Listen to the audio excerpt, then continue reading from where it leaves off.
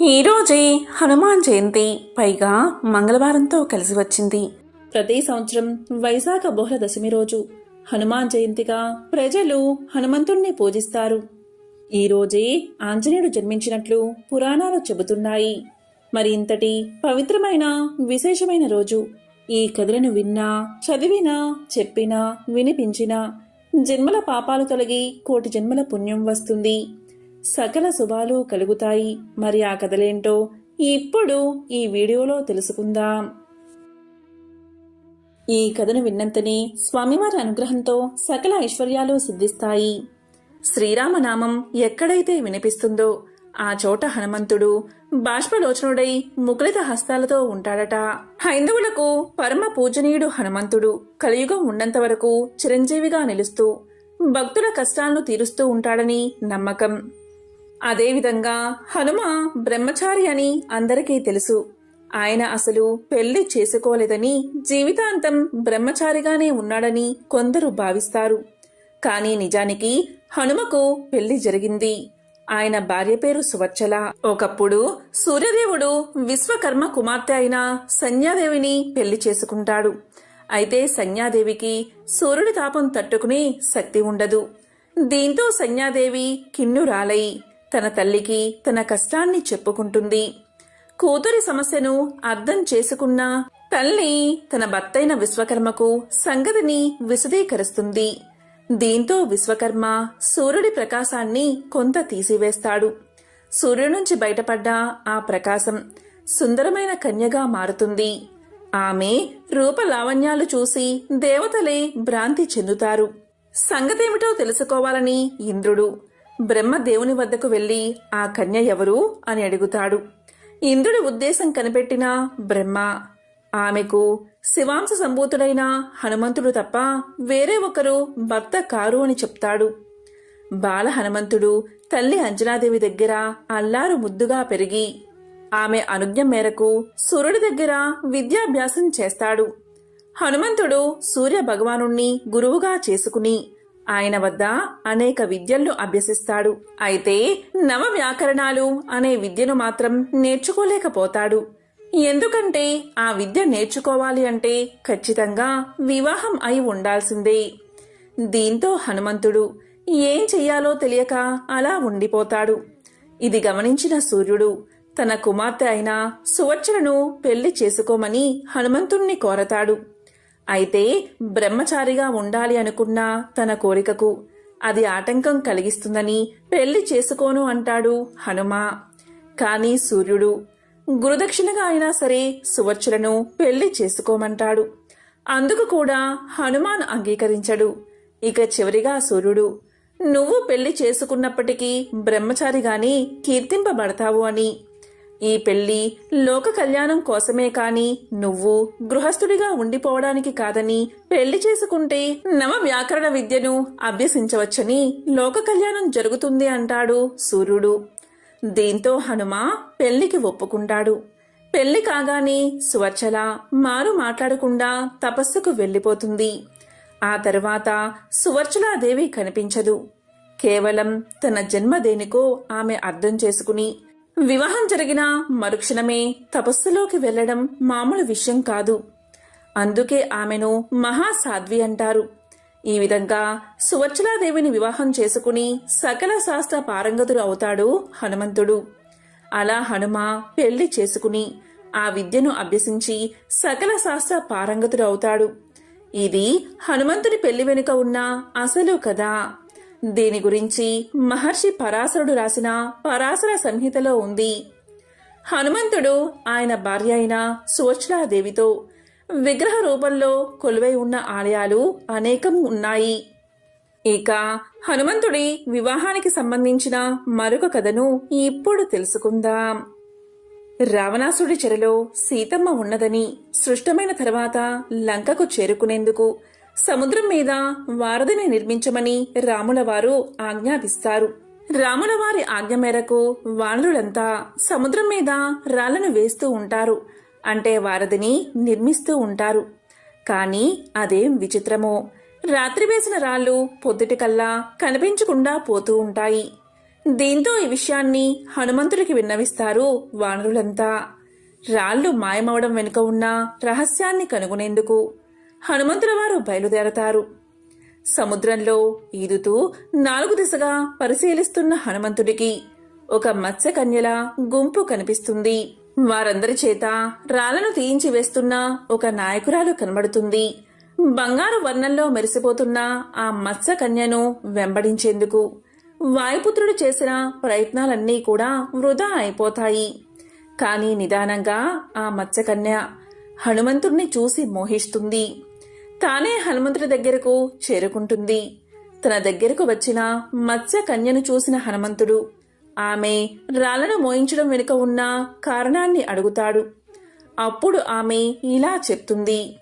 తాను రావణాసుడి కుమార్తెనని, రావణాసుడి ఆజ్ఞ మేరకు ఇలా వారధిని నిర్మించే ప్రయత్నాన్ని అడ్డుకొస్తున్నానని తెలియజేస్తుంది. అసలు రావణాసుడి మీద ఎందుకు యుద్ధం చెయ్యాలి అనుకుంటున్నామో హనుమంతుడు వివరించేసరికి ఆమె మనస్సు మారిపోతుంది. సీతమ్మ తల్లిని రక్షించేందుకు జరుగుతున్న ప్రయత్నాలను ఇక మీదట అడ్డుకోనని చెప్తుంది ఆమె. హనుమంతుడి తేజస్సుతో ఆమె ఒక బిడ్డకు జన్మనిస్తుంది. హనుమంతుడి అనుగ్రహానికి పాత్రురాలైన సువర్ణ మత్స్య అదృష్టానికి ప్రతీకగా భావిస్తారు చైనాలో. లాఫింగ్ బుద్ధా ప్రతిమలను ఎలాగైతే ఉంచుకుంటారో అదేవిధంగా థాయిలాండ్లో సువర్ణ మత్స్యకన్య వారి సంస్కృతిలోనూ కళల్లోనూ భాగంగా నిలిచిపోయింది. హనుమంతుడి భార్య గురించి ఇంకా చాలా కథలు ప్రచారంలో ఉన్నాయి. జైనుల కథల ప్రకారం హనుమంతుడికి 100 మందికి పైగా భార్యలు ఉన్నారు. వారిలో రావణాసుడు చెల్లెలు కూడా ఒకటి. హనుమంతుడికి సువర్ణ మత్స్యకన్యతో వివాహం జరిగిందని, వారికి మకరధ్వజుడు అనే కొడుకు పుట్టాడని కూడా నమ్ముతారు. కాని భారతీయుల నమ్మకం ప్రకారం సువచ్చలాదేవి మాత్రమే హనుమంతుడి ధర్మపత్ని. అది కూడా కేవలం లోక కళ్యాణం కోసమే. ఇలా హనుమంతుని పెళ్లి గురించి ఎన్నో రకాల కథలు ప్రచారంలో ఉన్నా ఆయన బ్రహ్మచర్యానికి ఉన్న బలం ఈ కథలకు ఏమాత్రం కనిపించదు. హనుమాన్ జయంతిలోపు ఎవరైతే ఈ పవిత్ర కథను వింటారో లేదా చెప్తారో వారి జన్మల పాపాలు తొలగి 1,000,000 జన్మల పుణ్యం కలుగుతుంది. సకల శుభాలు కలిగేలా ఆ హనుమంతుడు దీవిస్తాడు. హనుమాన్ జయంతి సందర్భంగా హనుమంతుడి జన్మం వెనుక ఉన్న పురాణ కథను ఇప్పుడు తెలుసుకుందాం. పూర్వకాలంలో దేవలోకంలో పుంజికస్థల అనే అప్సరస ఉండేది. ఆమె ఒకనాడు ఆకాశ మార్గంలో విహరిస్తూ ఉండగా ఆమెకు వానర రూపంలో ఎవరో కూర్చుని ఉన్నట్లు అనిపిస్తుంది. కుతూహలంతోనూ బాల్య చాపల్యంతోనూ పుంజికస్థల ఆ వానరాన్ని రాళ్లతోనూ పళ్లతోనూ చెదరగొట్టడానికి ప్రయత్నిస్తుంది. పుంజికస్థల చేష్టలకు ఆ వానరం దిగ్గున లేచింది. తీరా చూస్తే ఆమె రాళ్లు విసిరింది వానర రూపంలో ఉన్న ఒక మహా తపస్వి పైన. ఈమె చేష్టలకు ఆయనకు తపోభంగం జరిగింది. వెంటనే ఆయన క్రోధంతో, వానర రూపంలో ఉన్నానని నన్ను హేళన చేశావు కదూ, నీవు మానవకాంతవై జన్మిస్తావు. అంతేకాదు, నీవు ఎవరినైతే వరిస్తావో అతను వెంటనే వానర రూపాన్ని పొందుతాడు అని శపిస్తాడు. దీంతో పుంజికస్థల తన పొరపాటుకు మన్నించమని ఆ తపస్విని వేడుకుంది. తనకు శాప విమోచనం కలిగించమని ప్రార్థిస్తుంది. ఆమె ప్రార్థనకు కరిగిన ఆ తపస్వి ఆమెకు శాప విమోచనం ప్రసాదించాడు. నీ భర్త కామరూపుడై లోకోత్తర వీరుడై ఉంటాడు అని పలుకుతాడు. ఆమె మునికి కృతజ్ఞత తెలుపుకుని నిష్క్రమిస్తుంది. తరువాత ఆమె అంజనాదేవిగా జన్మించి మహావీరుడైన కేసరుణ్ణి వరించి వివాహం చేసుకుంటుంది. అంజనాదేవిగా జన్మించిన పుంజికస్థల మరియు కేసరుడు పరమశివుడి అనుగ్రహం కోసం దీర్ఘంగా తపస్సు ఆచరిస్తారు. పరమశివుడు వారి తపస్సుకు మెచ్చి ప్రత్యక్షమవుతాడు. ఏమి వరం కావాలో కోరుకోమని అడగగా వారిద్దరూ ముక్తకంఠంతో ఆ మహాదేవుణ్ణి తమ పుత్రుడిగా జన్మించమని ప్రార్థిస్తారు. పరమశివుడు అందుకు అంగీకరించి తన అంశతో ఆంజనేయుణ్ణి వారికి పుత్రునిగా ప్రసాదించాడు. ఆ విధంగా హనుమంతుడి జననం జరిగింది. వాయుదేవుని ద్వారా శివుని తేజం అంజనాదేవి అనే వానరకాంతకు చేరింది. అలా జన్మించినవాడు అంజనాదేవి కుమారుడు కాబట్టి ఆంజనేయుడు అని, వాయుదేవుని ద్వారా పుట్టినవాడు కాబట్టి పవన కుమారుడు అని పిలుచుకుంటాం. అంజనాదేవి భర్త కేసరి కాబట్టి కేసరీ నందనుడు అన్న పేరు కూడా లేకపోలేదు. ఇక ఆంజనేయుడు బాల్యం నుంచి చిలిపివాడే. అసలే నిమిషమైనా కుదురుగా ఉండలేని వానర జీవి. దానికి తోడు శివుని తేజం, వాయుదేవుని అంశ, కేసర శక్తి ఉండనే ఉన్నాయి. దాంతో ఆయన్ని పట్టడం సాధ్యమయ్యేది కాదు. ఒకసారి ఆంజనేయుడు ఆకాశంలో సంచరిస్తూ ఉండగా ఎర్రటి సూర్యబింబం కనిపించింది. ఎర్రగా గుండ్రంగా తలతలలాడిపోతూ ఉన్న బింబాన్ని చూసి అదేదో పండు అని భ్రమించాడు అంజనీపుత్రుడు. చూసిందే తడవుగా ఆ పండును రుచి చూడాల్సిందే అని తీర్మానించుకున్నాడు. అంతే, వాయువేగంతో సూర్యుడి వైపు దూసుకుపోయాడు. వాయుదేవుడికి తన కుమారుడి బాల్యచేష్టను చూసి ముచ్చట వేసిందే కాని అందులో ఉన్న ప్రమాదం గోచరించలేదు. అందుకనే ఆంజనేయుడి చుట్టూ చల్లటి గాలులను వీస్తూ అతనికి వేడి తగలకుండా కాచుకున్నాడు. పైగా ఆ రోజు సూర్యగ్రహణం. దాంతో సూర్యుడి తీక్ష్ణత సైతం తక్కువగా ఉంది. ఒకవైపు నుంచి హనుమంతుడు సూర్యుడి వైపు దూసుకుపోతుంటే మరోవైపు నుంచి సూర్యుడిని చెరపట్టేందుకు రాహు పుంజుకు రాసాగాడు. కాని హనుమంతుణ్ణి చూసినా రాహువుకి మతిపోయింది. తాను సూర్యుణ్ణి భక్షించేలోపే మరో రాహువు అందుకు సిద్ధపడ్డం ఏమిటి అని కంగారు పడిపోయాడు. వెంటనే వెనుతిరిగి ఇంద్రలోకం వైపు పరుగులు తీశాడు రాహువు. స్వామి, ఇవాళ నేను సూర్యుణ్ణి గ్రహించడం సాధ్యమయ్యేటట్లు లేదు.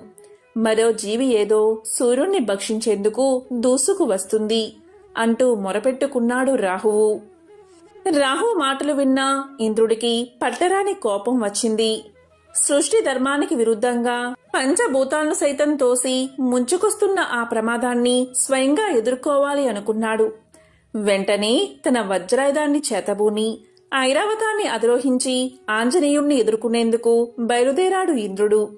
కాని ఇంద్రుణ్ణి చూసి ఆగేవాడా ఆంజనేయుడు. పైగా ఆయన ఎక్కిన ఐరావతం కూడా ఒక మిఠాయిలాగే కనిపించింది. వెంటనే దాన్ని అందుకోబోయాడు. ఇక ఇంద్రుడి ఆగ్రహానికి హద్దులు లేకపోయాయి. అమిత శక్తిమంతమైన తన వజ్రాయుధాన్ని ఆయన మీదకు విడిచాడు. ఇంద్రుడి వజ్రాయుధానికి తిరిగేముంటుంది? అది నేరుగా ఆంజనేయుడి దవడకు తగిలింది. ఆ దెబ్బతో ఆంజనేయుడు మూర్ఛిల్లాడు.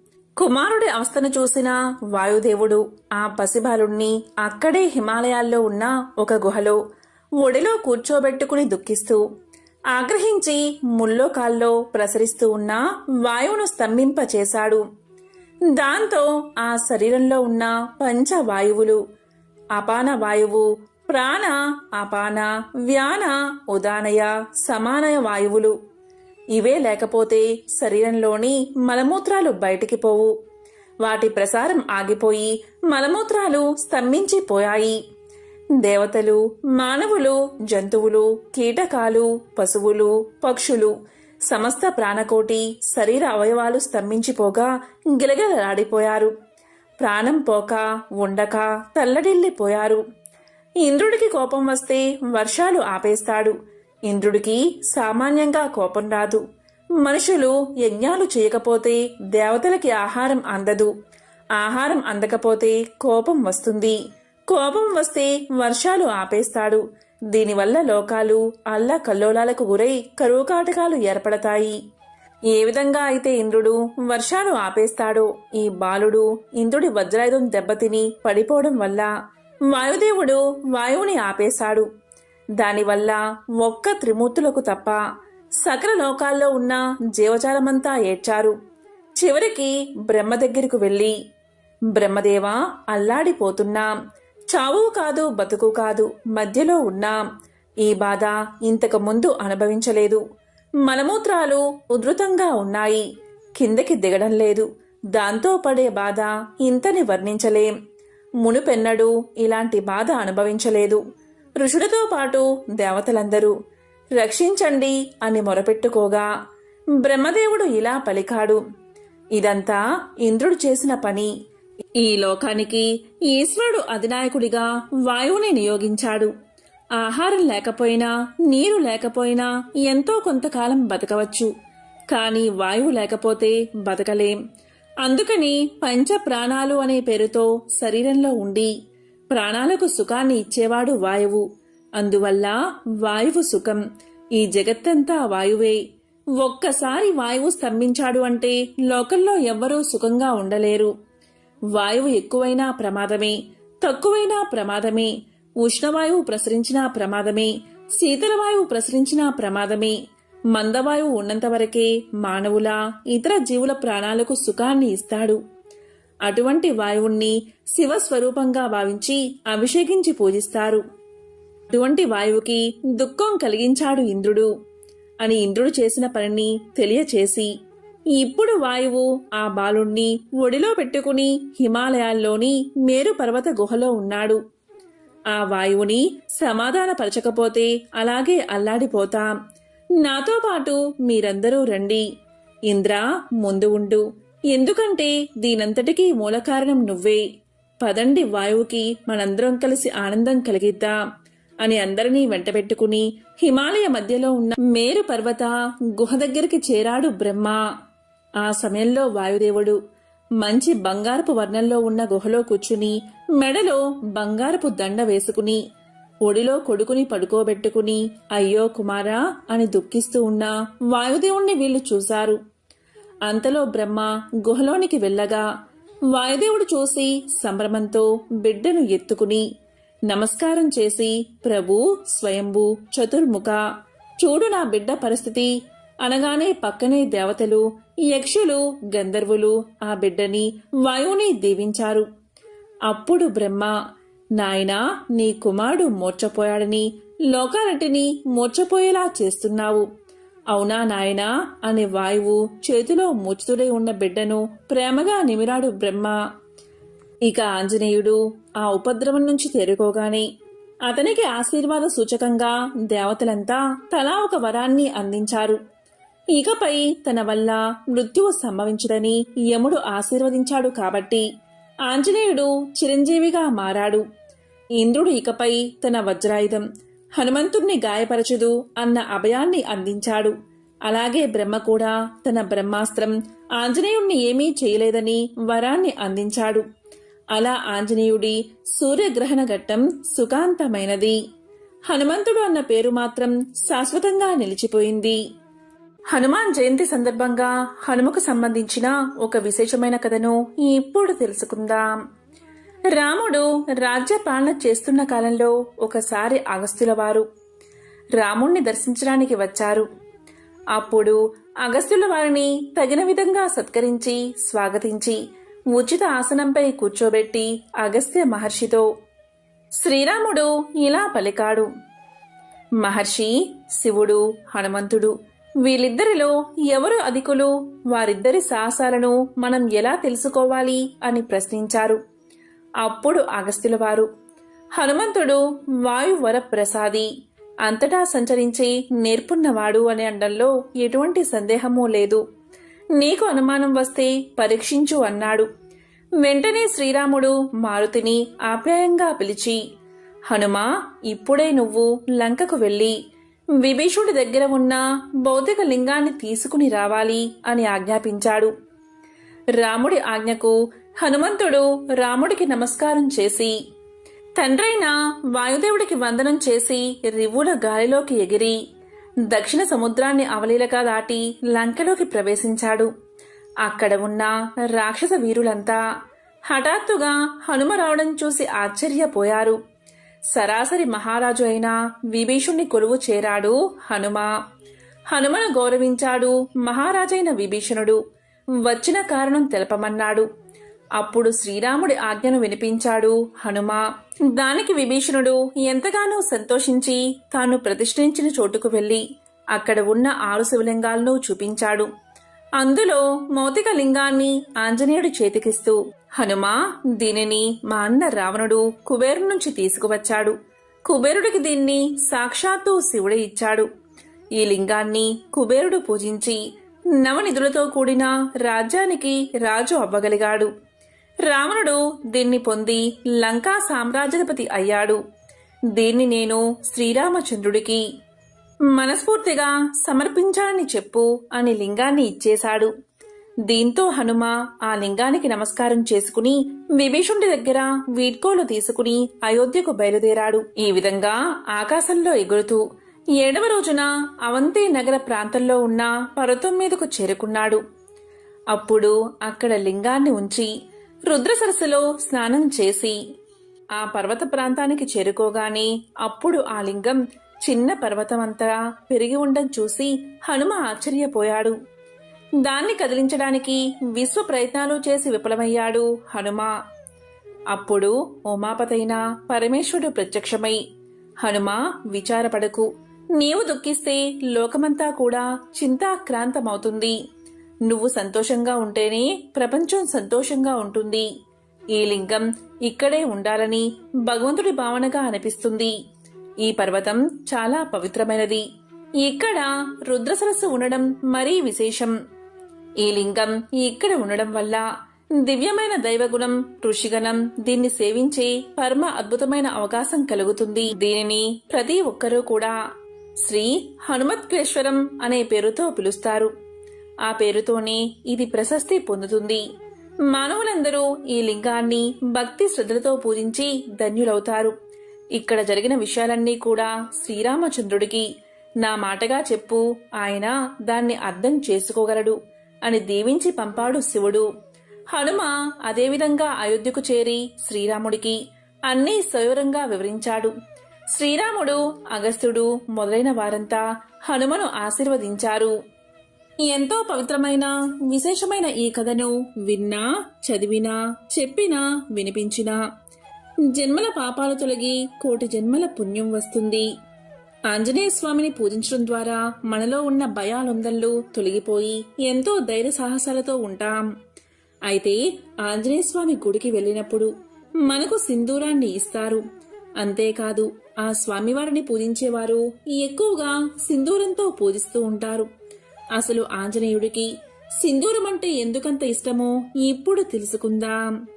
హనుమంతుడు శ్రీరామచంద్రుడికి పరమ భక్తుడు అనే విషయం మనందరికీ తెలిసిందే. వనవాసం తర్వాత అయోధ్య చేరుకున్న శ్రీరామచంద్రుల వెంట హనుమంతుడు కూడా అయోధ్య చేరుకుంటాడు.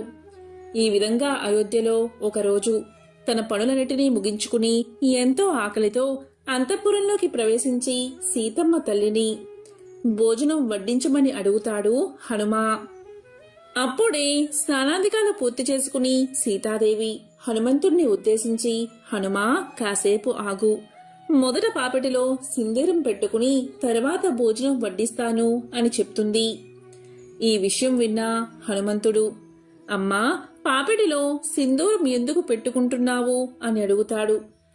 దానికి సీతమ్మ తల్లి, ఈ పాపిట్లో బొట్టు పెట్టుకోవడం వల్లే నీ ప్రభువు నిండు నూరేళ్లు చల్లగా ఉంటాడని, ఈ సింధూరాన్ని ధరిస్తే సౌభాగ్య వృద్ధి కలుగుతుందని తెలియచేస్తుంది.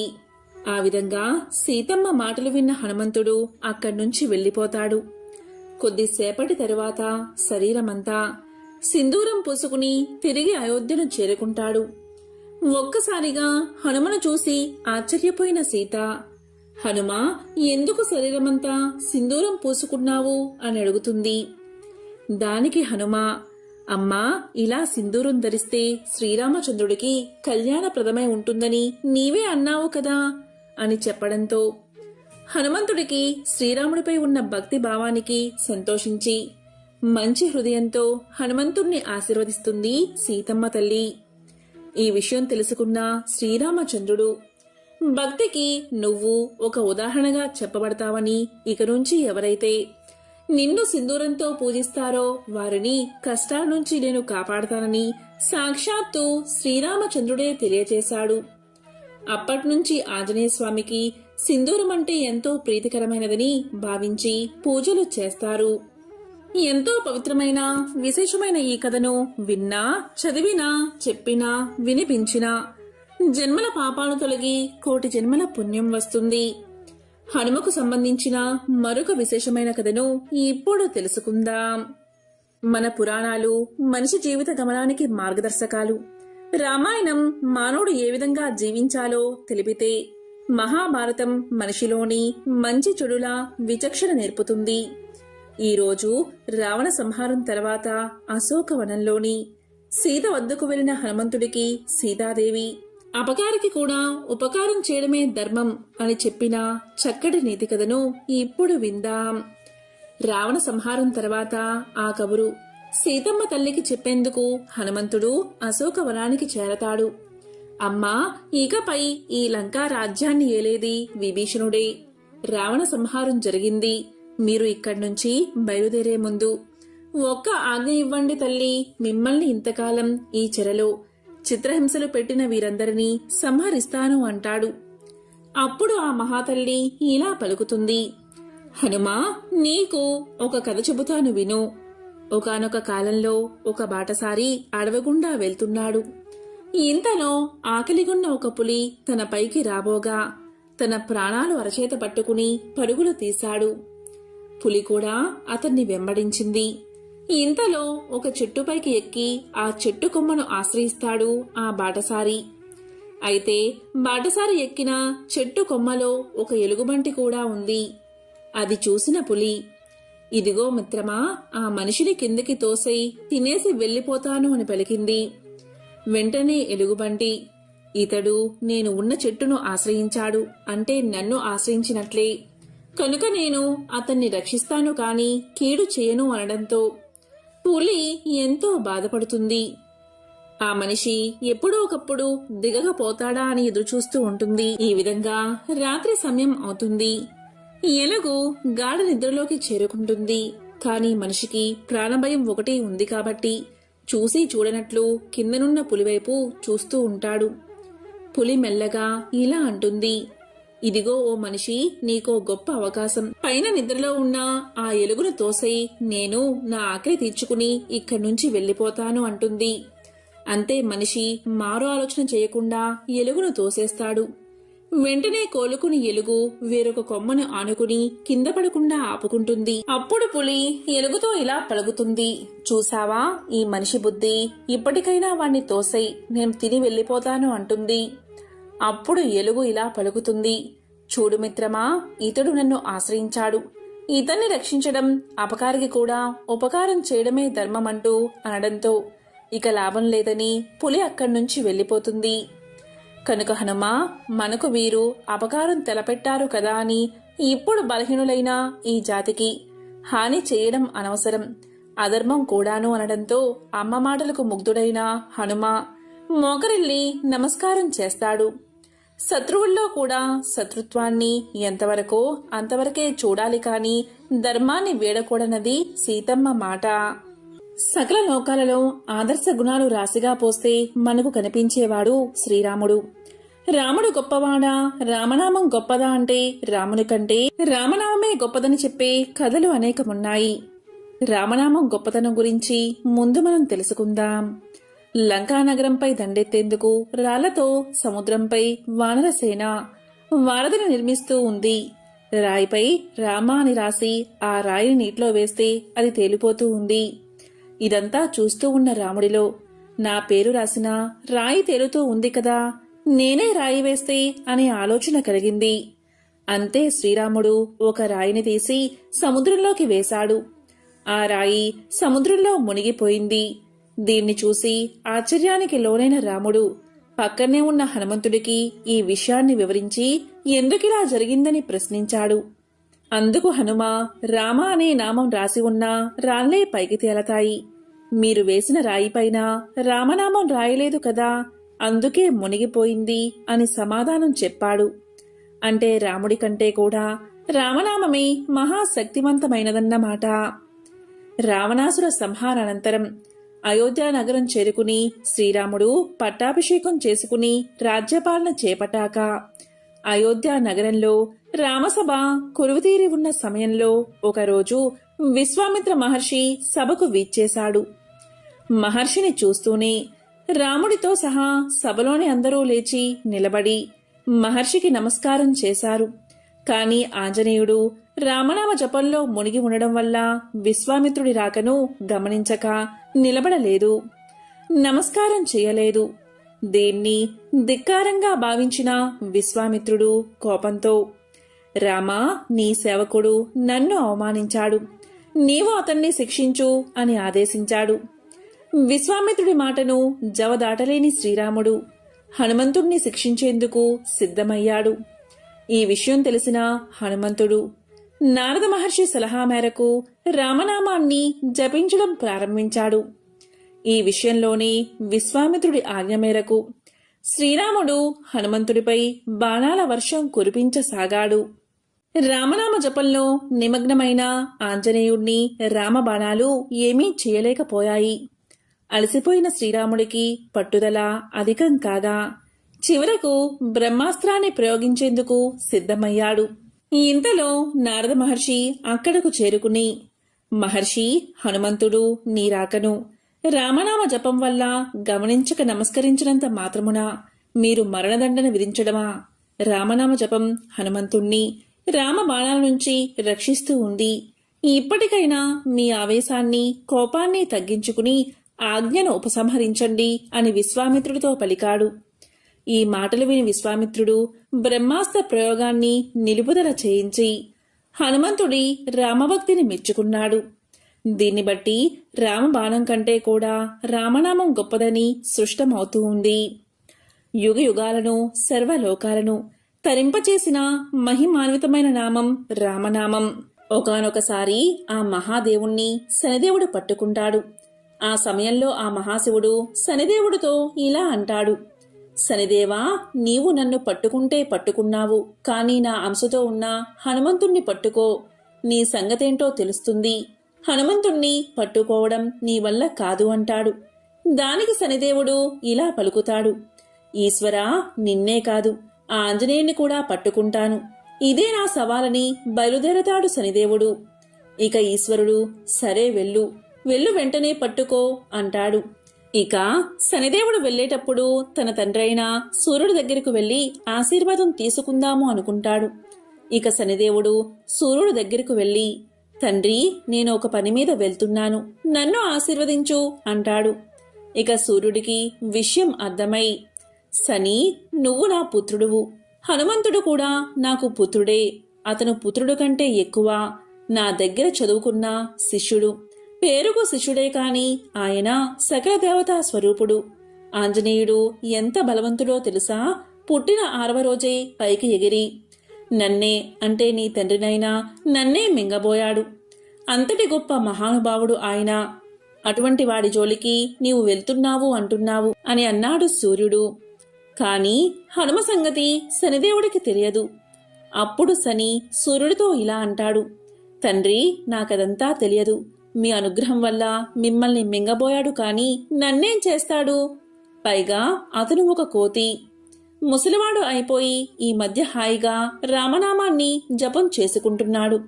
నేను ఏది ఏమైనా సరే ఆయన్ని పట్టుకుంటాను అన్నాడు శనిదేవుడు.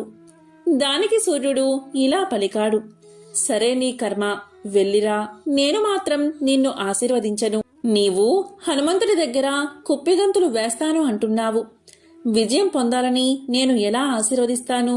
హనుమంతుడు నా శిష్యుడు అవడమే కాకుండా ఆయన మహానుభావుడు. నీవు హనుమంతుణ్ణి పట్టుకుంటాను అంటున్నావు. నీవు వెళ్లే పనిలో విజయం ప్రాప్తించుగాక అని నేను దీవిస్తే నా మాట వ్యర్థమైపోతుంది. కాబట్టి దీవించకుండా ఉంటేనే నా పరువు నిలబడుతుంది. నేను దీవించినా ఆ దీవెన నీకు ఫలించదు. నా దీవెన ఫలిస్తే హనుమంతుడికి దేవతలు ఇచ్చిన వరాలన్నీ అన్యాయం అయిపోతాయి. బ్రహ్మాదుడు ఇచ్చిన వరం కూడా వ్యర్థమైపోతుంది. ఏ రకంగా చూసినా నేను నిన్ను దీవించును అన్నాడు సూర్యుడు. ఇక శనిదేవుడు ఇలా పలికాడు, తండ్రి, నీవు దీవించకపోయినా నేను వెళ్లి పట్టుకుంటానని బయలుదేరాడు. ఆ సమయంలో హనుమ గంధమాదన పర్వతంపై కూర్చుని ఉన్నాడు. సూర్యుడు ఉదయిస్తున్న వేళ శనివారం పూట. ఎప్పుడైనా శనివారం రోజు శనికి బలం పెరుగుతుంది.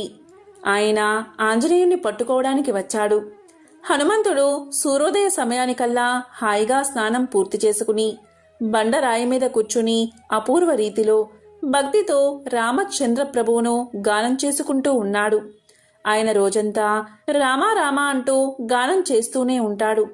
ఆ సమయంలో శనిదేవుడు హనుమంతుడి దగ్గరకు వచ్చాడు. అక్కడకు వచ్చి హనుమా బాగున్నావా అని పలకరించాడు. అప్పుడు ఆంజనేయుడు శనివైపు చూసి, ఓ గురుపుత్ర, ఇలా వచ్చావేమిటి అన్నాడు. ఇదిగో ఇక్కడ కూర్చో అన్నాడు హనుమా. దానికి శనిదేవుడు ఇలా అన్నాడు, కూర్చోవడానికి నాకు ఆసనం ఇచ్చావు కదా, ఆ ఆసనం మీద నేను కూర్చోను, ఇంకొక ఆసనం మీద కూర్చుంటాను అన్నాడు. ఎక్కడా అని ఆంజనేయుడు ప్రశ్నిస్తాడు. దానికి శనిదేవుడు, నీ నెత్తిమీద కూర్చుంటాను, సరిగ్గా మాడు మీద. నిన్ను ఈ రోజు నుంచి 7.5 సంవత్సరాలు పట్టుకుంటాను. ఇక నీకు పిచ్చెక్కిపోతుంది. నీవు ఏం చేస్తున్నావో నీకే తెలియదు. అసలే కోతివి, అందరూ నిన్ను చూసి అపహాస్యం చేస్తారు అంటాడు శనిదేవుడు. దానికి ఆంజనేయుడు శనితో ఇలా అంటాడు, శనిదేవా, నేను ముసలివాణ్ణి అయిపోయాను. హాయిగా రామనామ స్మరణ చేసుకుంటున్నాను. భార్య, కుటుంబం ఇటువంటి బంధాలకు అతీతంగా ఏదో రామారామా అని బతుకుతూ ఉంటే ఎందుకు ఈ ప్రశాంత వాతావరణంలోకి వచ్చి నన్ను పట్టుకోవడం? ఏదో భూలోకంలో ఏ ప్రభువునో పట్టుకున్నావంటే అర్థముంది, డబ్బు ఉన్నవారిని పట్టుకున్నావంటే అర్థముంది, చదువుకుంటున్న వాడిని పట్టుకున్నావంటే అర్థముంది.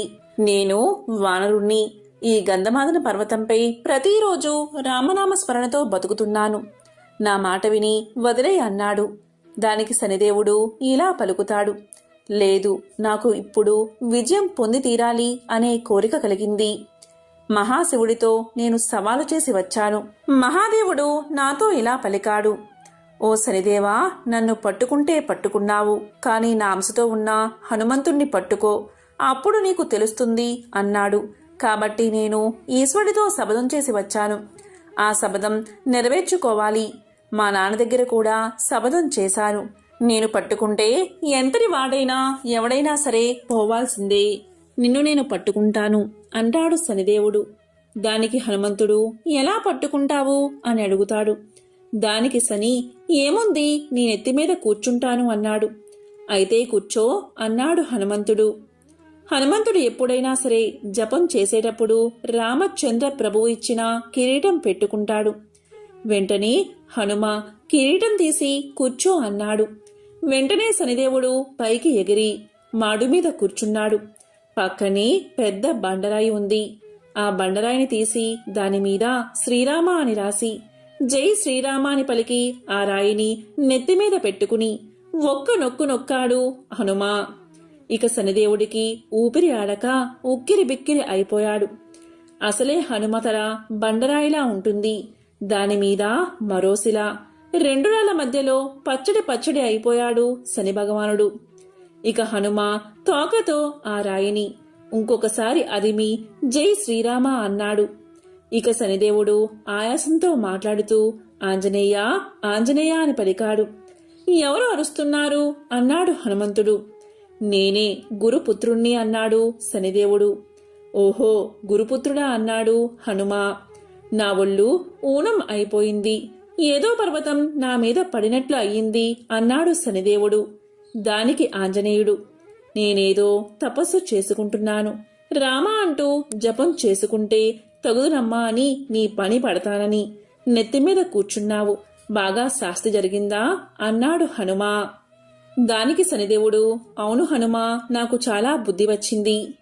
అయినా నీకింత బలం ఎలా వచ్చింది అని అడగ్గా హనుమ ఇలా అన్నాడు, అది రామనామ స్మరణ ప్రభావం. రామా రామా అని జపించేవాడికి శని ప్రభావాలు ఎక్కడ ఉంటాయి? ఏ ప్రభావమూ ఏమీ చేయలేదు అంటాడు హనుమ.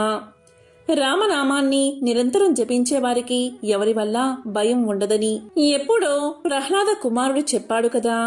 ఎవరైతే రామనామాన్ని భక్తితో చేస్తారో వారిని ఏ గ్రహాలు ఏమీ చేయవు, గ్రహాలన్నీ అలాంటి వారికి అనుకూలిస్తాయి అన్నాడు హనుమ. దానికి శనిదేవుడు, క్షమించు హనుమ, తప్పు చేశాను అని క్షమాపణ చెప్పుకుని శనిదేవుడు బయలుదేరతాడు. ఇలా కొంత దూరం వెళ్ళాక సూర్యుడు శనిదేవుణ్ణి చూసి పగపగా నవ్వుతాడు. ఇక సూర్య భగవానుడి ఉపాసనతో శనిదేవుడు కోలుకుంటాడు. కాబట్టి రామా రామా అని నిత్యం జపించేవారికి అన్నీ శుభాలే కలుగుతాయి. అలాంటి వారిని శనిబాధలు బాధించవు, అలాంటి వారిని గ్రహాలు బాధపెట్టవు అలాంటి వారు ఈ భూమి మీద శాశ్వతంగా భోగాలు అనుభవించి చివరకు స్వర్గాన్ని చేరుకుంటారు. ఒకానొక గ్రామంలో కేశవుడు అని ఒక బ్రాహ్మణుడు ఉండేవాడు. అతను వేదాంగ పారంగతుడు, బుద్ధిమంతుడు, సర్వధర్మాచరణ నిష్ఠుడు, పుత్ర పౌత్రాదులతో భార్య విశాలాక్షితో జీవితం గడుపుతూ ఉండేవాడు. అతిథి పూజతో తన జన్మను ధన్యం చేసుకుంటూ ఉండేవాడు. ఆ గ్రామానికి ఒక ప్రభువులాగా వెలిగిపోతూ ఉండేవాడు. ఇలా ఉండగా కొంతకాలానికి అతని జీవితంలో విషాదం కమ్ముకుంది. అది ఏంటి అంటే ప్రియ అర్ధాంగి అకస్మాత్తుగా మరణించింది. ఇక ఈ బాధలు తట్టుకోలేక అతను కాశీనగరం చేరుకున్నాడు. అక్కడ ప్రతిరోజు గంగా స్నానంతో పవిత్రతను పొందుతూ విశ్వేశ్వరుని దర్శిస్తూ అభిషేకం చేస్తూ విశాలాక్షిదేవి దర్శనంతో ఊరట చెందుతూ ఉన్నాడు. కొంతకాలం కాశీలో గడిపి ఆ తర్వాత ప్రయాగ, గయా మొదలైన క్షేత్ర దర్శనం చేసి పితృకార్యాలు నిర్వహిస్తూ విద్యుత్ ధర్మాలన్నీ కూడా నిర్వహిస్తూ కొన్ని నెలలు గడిపి మళ్లీ ఇంటిముఖం పట్టాడు. ప్రయాణంలో ఒకరోజు చీకటి పడ్డంతో ఒక మర్రి చెట్టు కింద పడుకున్నాడు. ఆ వటవృక్షం మర్రి ఊడలతో బాగా విస్తరించి ఉంది. అర్ధరాత్రి సమయంలో ఆ చెట్టుని ఆశ్రయించుకుని ఉన్న ఒక పిశాచం అందంగా ఉన్న కేశవుణ్ణి చూసింది. తినాలి అని ఉబలాట పడింది. మనోహర సుందర యువతిగా మారిపోయి అతని దగ్గరకు వచ్చింది. తన శృంగార చేష్టలతో రెచ్చగొట్టడం ప్రారంభించింది. కాని కేశవుడికి ఏమీ పాలుపోలేదు. ఓ యువతి, ఎవరు నువ్వు? అర్ధరాత్రి ఒంటరిగా ఇలా రావడం తగదు.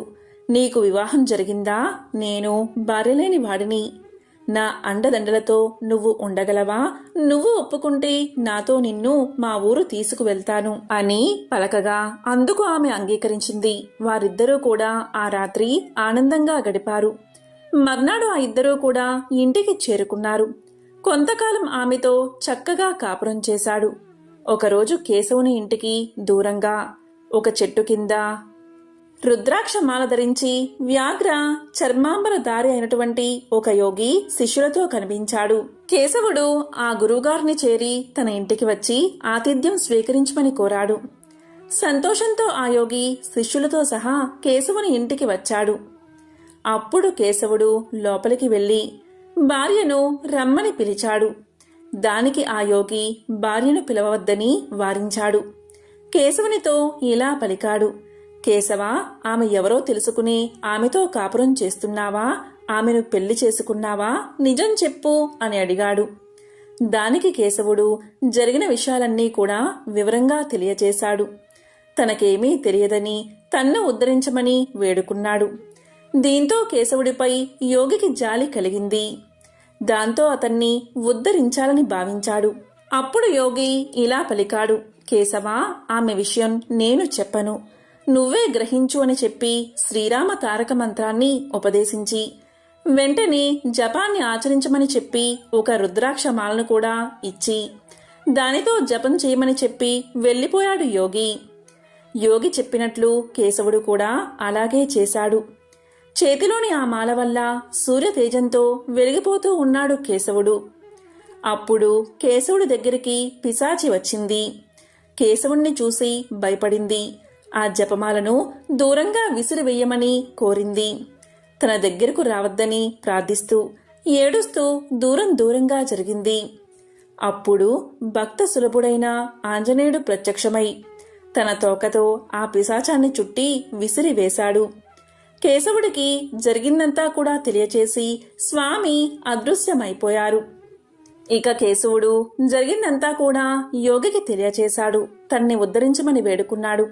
దాంతో యోగి ఇలా పలికాడు: కేశవ, నిత్యము తారక మంత్రాన్ని జపించు, ఒక దేవాలయం నిర్మించి శ్రీ హనుమను ప్రతిష్ఠించు, జీవితాంతం హనుమ పూజ మానకు అని హితవు చెప్పి శిష్యులతో సహా వెళ్లిపోయాడు. యోగి ఆదేశించిన విధంగా కేశవుడు ఆంజనేయస్వామి దేవాలయాన్ని నిర్మించి ప్రతిష్ఠించి యథావిధిగా పూజలు నిర్వహిస్తూ హనుమత్ భక్తులను ఆదరిస్తూ హనుమ కథలను వినిపిస్తూ హనుమంతుడి అనుగ్రహాన్ని సంపూర్ణంగా పొంది చివరికి ముక్తిని పొందాడు.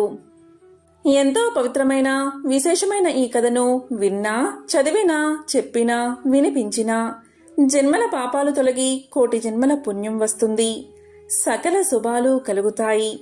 ఇక హనుమకు సంబంధించిన మరొక విశేషమైన కథను ఇప్పుడు తెలుసుకుందాం. ఒకానొక గ్రామంలో దరిద్రుడైన ఒక బ్రాహ్మణుడు ఉండేవాడు. అతనికి చదువు ఏమాత్రం అబ్బలేదు. అతను ఒక పూరె గుడిసెలో నివాసం ఉండేవాడు. అతనికి వివాహం కాలేదు. సజ్జనుడుగా జీవించేవాడు. అతని ఇంట్లో రామాంజనేయ విగ్రహాలు ఉన్నాయి.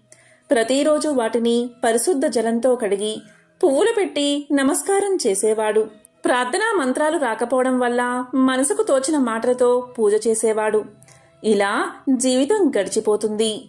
ఒకసారి శ్రావణ మాసంలో ఆ దేశాన్ని పాలించే రాజు సైనికులతో ఎక్కడికో వెళ్తూ ఆ గ్రామానికి వచ్చాడు.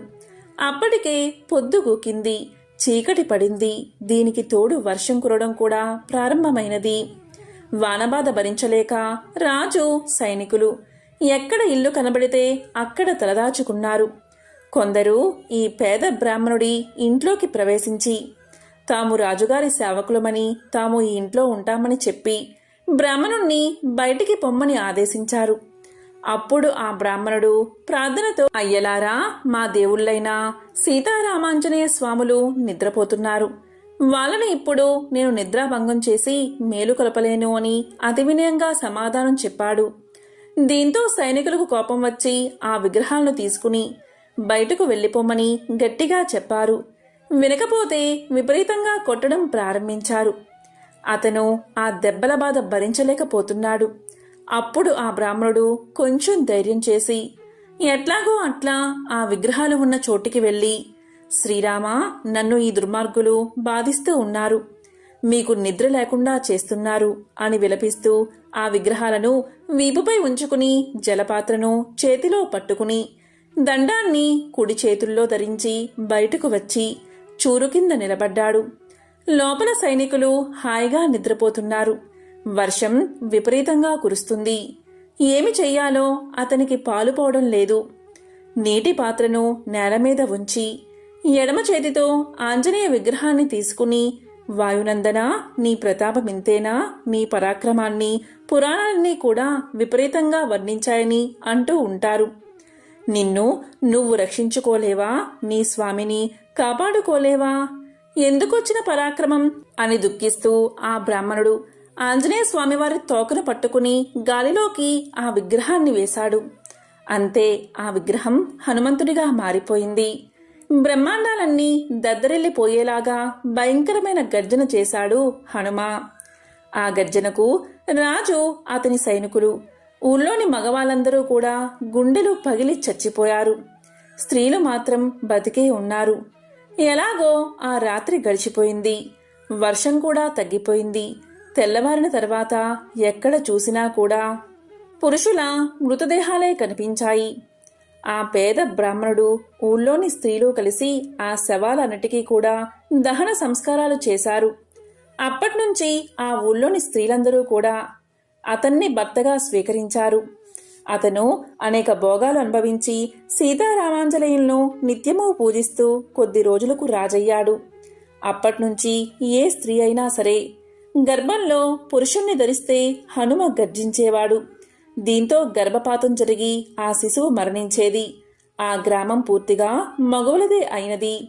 మగవాళ్ళు లేని గ్రామంగానే ఉండిపోయింది. మళ్లీ మగ శిశు జననం అనేది అక్కడ జరగలేదు. ఎత్ర ఎత్ర రఘునాథ కీర్తనం తత్ర తత్ర కృతమస్తకాంజలిం బాష్పవారి పరిపూర్ణలోచనం మారుతిం నమత రాక్షసాంతకం. అంటే శ్రీరాముని కీర్తన జరిగే చోట హనుమంతుడు పులకితుడై అంజలి జోడించి ఉంటాడు. రాక్షసాంతకుడైన హనుమంతునికి నేను మనస్ఫూర్తిగా నమస్కరిస్తున్నాను అని ఈ శ్లోకం అర్థం. ఎవరైతే పవనపుత్రుణ్ణి స్వచ్ఛమైన భక్తి భావనతో ఆరాధిస్తారో అలాంటి వారికి కష్టాల నుండి విముక్తి లభించడంతో పాటు పూర్తిగా స్వేచ్ఛ లభిస్తుంది. మీ జీవితంలో ఆనందం, శాంతి లభిస్తుంది. అంతేకాదు, శని ప్రభావం ఉండేవారు కూడా ఆంజనేయుణ్ణి ఆరాధిస్తే శుభ ఫలితాలు పొందుతారు.